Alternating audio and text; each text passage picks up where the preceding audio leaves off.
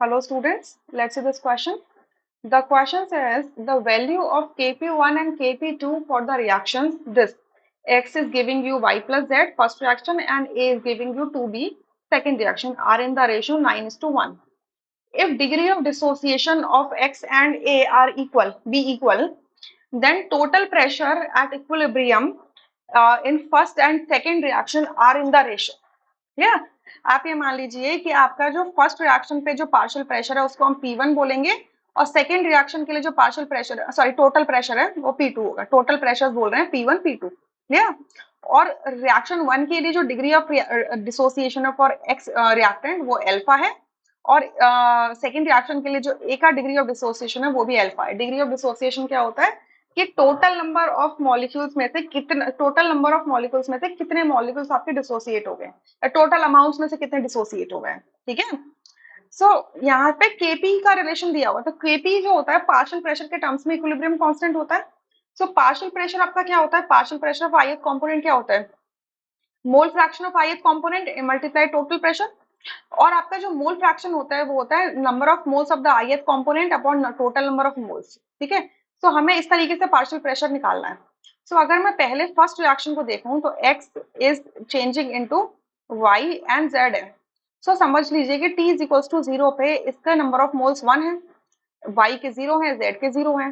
जब t is equals to 2 equilibrium पहुंचा तो यहाँ पर इसका डिसोसिएशन हुआ और नंबर ऑफ मोल्स कितने बचे, 1 माइनस अल्फा। y के कितने बन गए अल्फा और z के कितने बन गए अल्फा। अल्फा यहाँ से अल्फा कर लीजिए। ठीक है। सो total number of moles at equilibrium कितने हो जाएंगे, 1 प्लस अल्फा। क्लियर। कैसे होंगे मैं एक बार करके दिखा देती हूँ। 1 minus alpha plus alpha so it is going to be 1 plus alpha. Clear. So अगर मैं पार्शियल प्रेशर ऑफ एक्स बोल दूं, पार्शियल प्रेशर ऑफ एक्स बोल दूं तो इस फॉर्मूला के अकॉर्डिंग लिख देंगे जो मैंने ऊपर फॉर्मूला लिख दिया। So number of moles of x कितने हैं, 1 माइनस अल्फा और टोटल नंबर ऑफ मोल्स कितने आपके 1 alpha, 1 plus alpha, 1 plus alpha. मैं फिर से बोलती हूँ पार्शियल प्रेशर ऑफ एक्स निकालना है तो क्या फॉर्मूला हो जाएगा, number of moles of x that is 1 minus x divided by total number of moles that is 1 plus alpha. मैंने एक्स बोल दिया था, अल्फा बोल देना, लिख देना, multiplied by total pressure. Total pressure हम फर्स्ट रिएक्शन के लिए क्या ले रहे हैं, P1 ले रहे हैं। ठीक है। Similarly partial pressure of y क्या हो जाएगा हमारा, alpha upon 1 plus alpha into P1।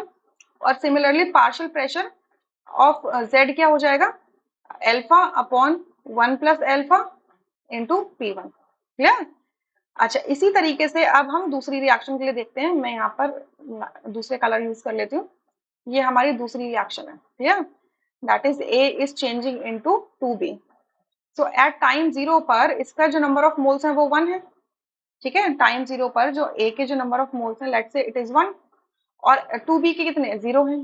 सो जब टाइम t इक्विलिब्रियम पहुंचा तो इसके नंबर ऑफ मोल्स कितने बचे, 1 माइनस अल्फा और B के इक्विलिब्रियम पे नंबर ऑफ मोल्स कितने बन गए, 2 alpha. Clear. So total number of moles at equilibrium कितने हो जाएंगे, 1 प्लस 1 minus alpha plus 2 alpha that is 1 plus alpha. Clear. So partial pressure of a क्या हो जाएगा, number of moles of A that is 1 minus alpha divided by total number of moles that is 1 plus alpha multiplied by total pressure that is P2। और partial pressure of B क्या हो जाएगा आपका 2 alpha upon 1 plus alpha into P2। Clear.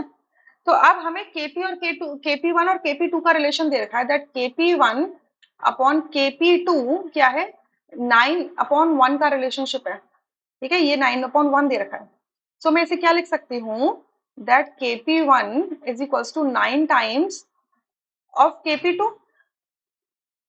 या तो ऐसे लिख लो या फिर रहने दो, ऐसे ही रहने दो, no need to change anything. ठीक है।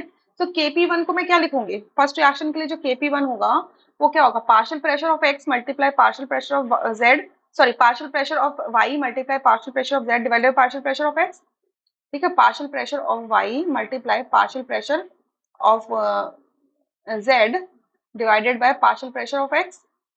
डिवाइड करेंगे Kp2 से, Kp2 क्या हो जाएगा, पार्शियल प्रेशर ऑफ B का square divided by partial pressure of A। यही होगा। This ratio is equals to 9 upon 1। ठीक है। अब पार्शियल प्रेशर ऑफ x और y की वैल्यू डालो। पार्शियल प्रेशर ऑफ एक्स और वाई दोनों ही इक्वल हैं, तो दोनों अगर मल्टीप्लाई में तो स्क्वायर हो जाएगा।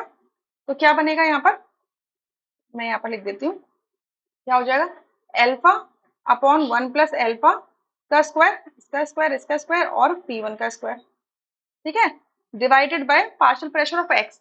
पार्शियल प्रेशर ऑफ एक्स क्या, 1 - alpha upon 1 + alpha into P1। तो ये जाएगा 1 - alpha upon 1 + alpha into P1, ठीक है। अब देखो डिवाइड में क्या है, Kp2 है ना, तो ये रेसिप्रोकेट कर जाएगा ना, तो मैं रेसिप्रोकेट करके लिख रही हूँ पहले partial pressure of a. So partial pressure of a कितना है, 1 - alpha plus divided by 1 + alpha into P2। So it is 1 - alpha upon 1 + alpha into P2, ठीक है। और पार्शियल प्रेशर ऑफ बी लिखना है अब। तो पार्शियल प्रेशर ऑफ बी क्या है, ये 2 alpha upon 1 + alpha into P2। अब इसका स्क्वायर होगा, ध्यान रखना। सो हो जाएगा 2 एल्फा का स्क्वायर अपॉन 1 + एल्फा का स्क्वायर एंड P2 का स्क्वायर, ठीक है। ये पूरा जो रेशियो है वो 9/1 के इक्वल है। अब देखो कैंसिल क्या होता है, P1 से P1 कैंसिल है और एक P2 से एक P2 कैंसिल, ठीक है। अब देखो 1 - एल्फा अपॉन 1 + एल्फा, ये डिनोमिनेटर में भी है पूरा और ये पूरा न्यूमरेटर में भी है, कैंसिल। अब न्यूमरेटर में 1 + एल्फा का स्क्वायर दे रखा है और डिनोमिनेटर में भी क्या दे रखा है, 1 + एल्फा का स्क्वायर दे रखा है, कैंसिल, ठीक है। अब बचा क्या, देखो alpha square into P1 divided by 2 square into alpha square into P2 is equal to 9/1, clear. So ये एल्फा स्क्वायर से एल्फा स्क्वायर कैंसिल, क्लियर। अच्छा, बचा क्या आपका, P1 अपॉन P2, ये 2 स्क्वायर है, ये इधर चले जाएगा, मल्टीप्लाई हो जाएगा, तो 9 × 4 हो जाएगा, 2 square is 4, so it is 36/1। तो टोटल प्रेशर जो है फर्स्ट रिएक्शन का और सेकेंड रिएक्शन का, इनका रेशियो क्या है, 36:1। अब देखो ये फ्रैक्शन को सॉल्व करने में कंफ्यूज मत होना, ये आपका फ्रैक्शन की लाइन है, ठीक है। इस फ्रैक्शन की लाइन पे एक ये फ्रैक्शन है और एक ये फ्रैक्शन है, ठीक है। इस फ्रैक्शन का डिनोमिनेटर जो है वो जो डिनोमिनेटर में डिनोमिनेटर है उससे कैंसिल हो जाएगा, क्योंकि रेसिप्रोकेट जब करेगा तो ये ऊपर आ जाएगा, clear. it is something like this, 3/5 upon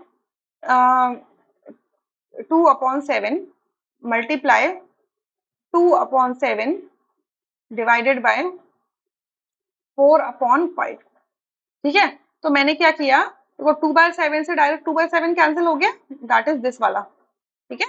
ये कैंसिल हो रहा है, ये वाला कैंसिल हो रहा है इस वाले से, ठीक है। अब देखो बचेगा क्या, 3/5 अपॉन 4/5। तो अगर मैं 3/5 ऐसे लिखूं और 4/5 को रेसिप्रोकेट कर दूं तो 5/4 हो जाएगा ना, तो अल्टीमेटली 5 से 5 कैंसिल।